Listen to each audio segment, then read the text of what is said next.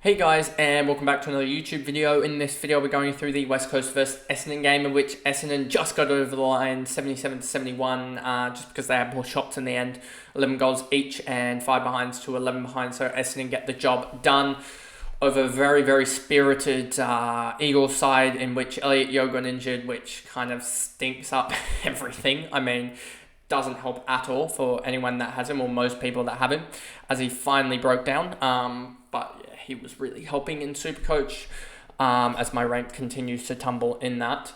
And then Essendon, yeah, just Parrish, Martin, and Merritt. I wish I'd gotten Merritt over the likes of Green. It means that I wouldn't have been able to do the exact trades that I had in mind this week, but I would have been able to do something very, very similar, and yeah, it would have helped a lot. And I would have been probably a good 100 points better. If not, if I'd had Jack Clark not play, it would have been like almost 180 points better or something. But anyway, that pretty much is the intro, I guess. And before we get into it, remember to like and subscribe, turn the notification bell on so you know when I upload. And yeah, let's just try and hit this 500 subscriber goal. I know it's a small goal, but we're almost there, and we had a goal by round 12, and we're right now at the end of round 8, so that's another, 3 weeks or so to get it. Yeah, and let's just see if we can get the remaining subscribers to get to that goal that I set probably a month and a half, 2 months ago. But anyway, let's get into this video. There we go.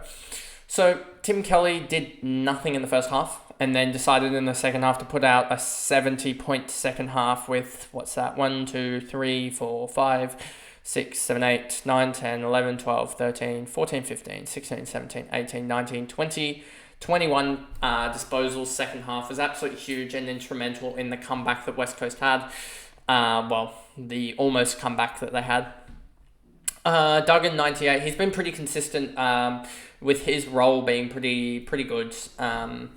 And yeah, 35 in the first and 31 in the last. A little bit quiet in the second. Decent in the third, but those two outside quarters really did help. Barras, 83, 36, 10, 23, 14. Waterman got concussed after having a huge first quarter, and then second quarter he kicked a goal.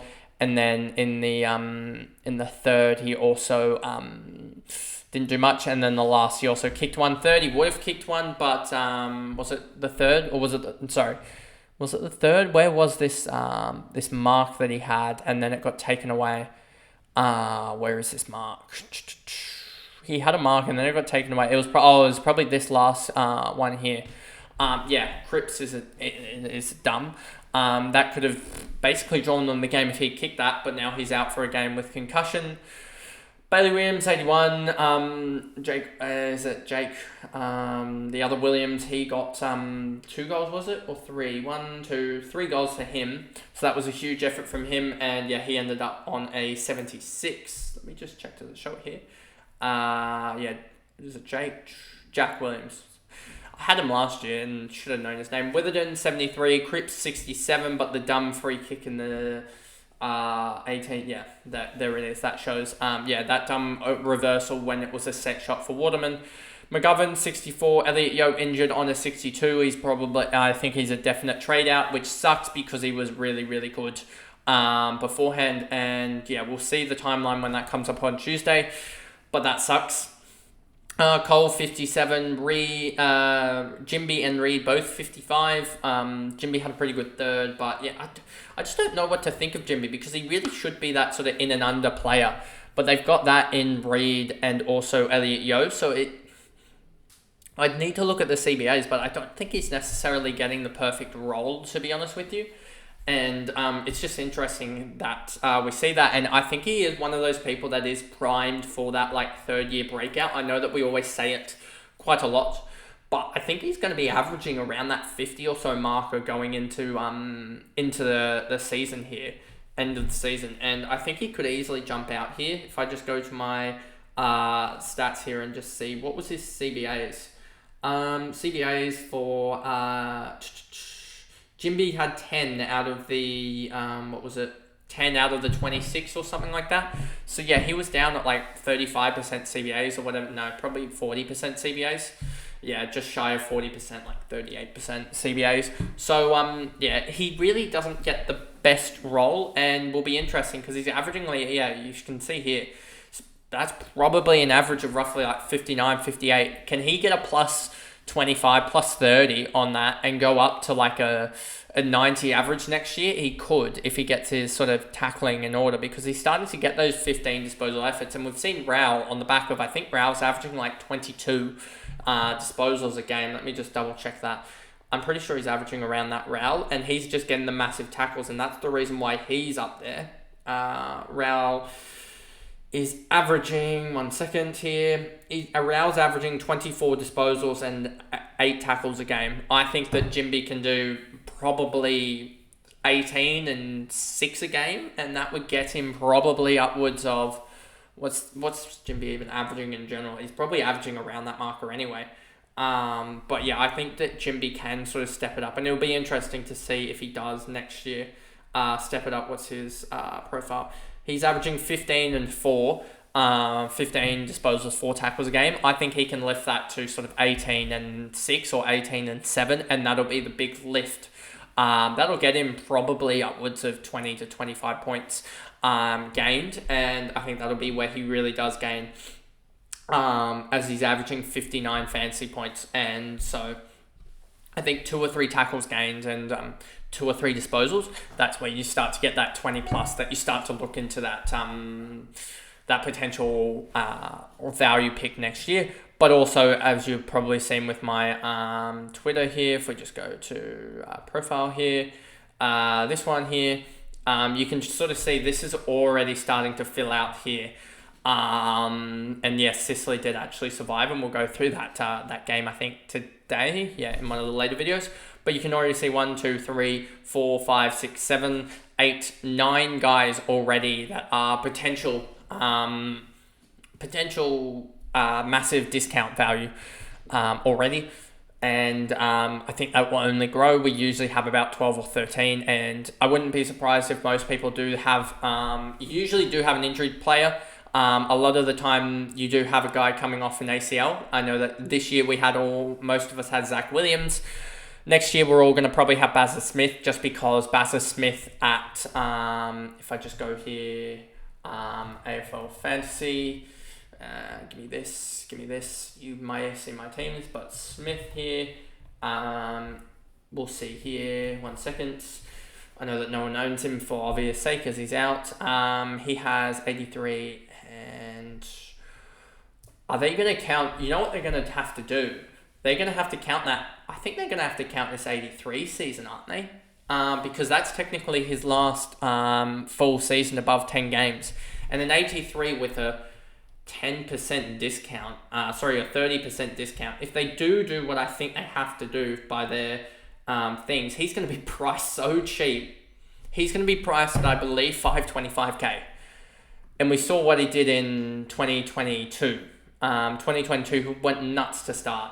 So if he's priced at basically half of what he's expected to do, that will be quite good. And even if he just goes 80 in that forward line, next year he could be that guy, especially if he goes into the even onto the wing at Collingwood or something like that, because we expect him to move. That would be quite crazy. But those are the type of guys that we're looking at, rather than the Jimby sort of breakout guys.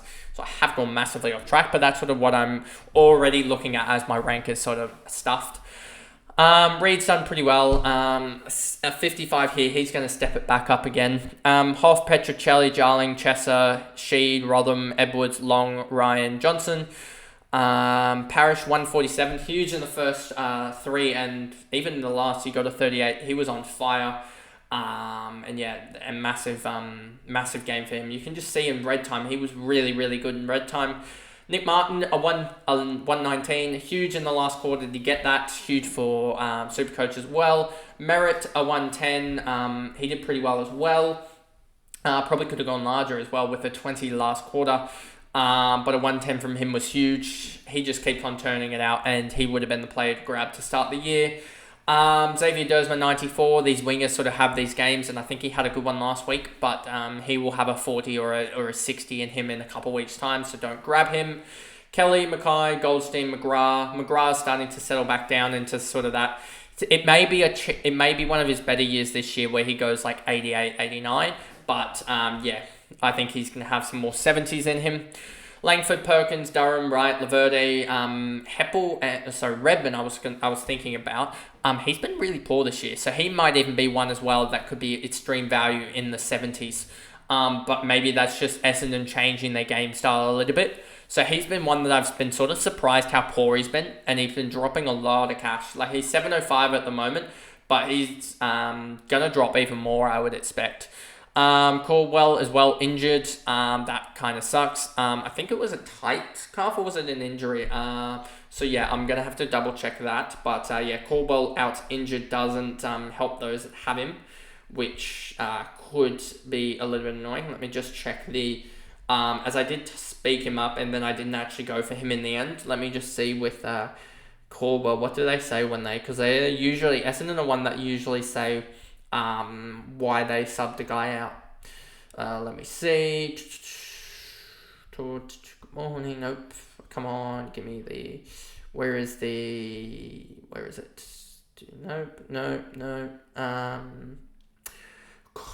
Calf tightness. That's what it was. Found it.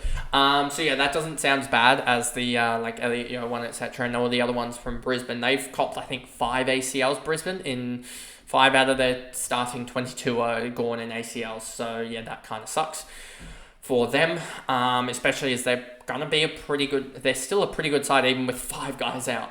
Cox, Guelphy, Gresham, Stringer, Hobbs, Jones, and Davey. So this game didn't really have terribly much, to be honest with you, in terms of guys really doing anything. You know, you have the common faces. Maybe you could reference a Parish coming back. Martin and Merritt, they're sort of the 3 guys from Essendon you're looking at, and then from West Coast, Elliot, they probably almost have no fantasy relevance now.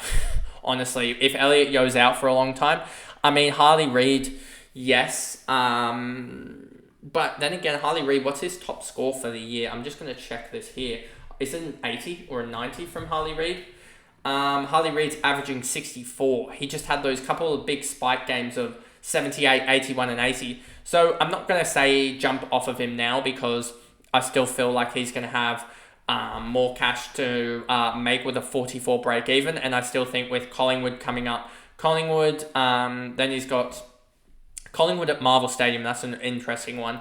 Melbourne, Adelaide, St Kilda, North Melbourne. I actually think he's going to be valuable during the buys, having St Kilda, North, his buy, and Essendon. I think that's a really good buy run. So I'd be keeping him still there, as I think with the forwards, he could be really valuable in round 12 in that North game when you have a lot of the forwards out in Powell, Heaney, Zorko, and like Green and stuff like that. I still think that there are a lot of forwards in round 12. So I would be keeping him for that, but just be wary of that he's not a top 6 forward in fantasy. He may be in Supercoach, but I don't think he will, but he may be.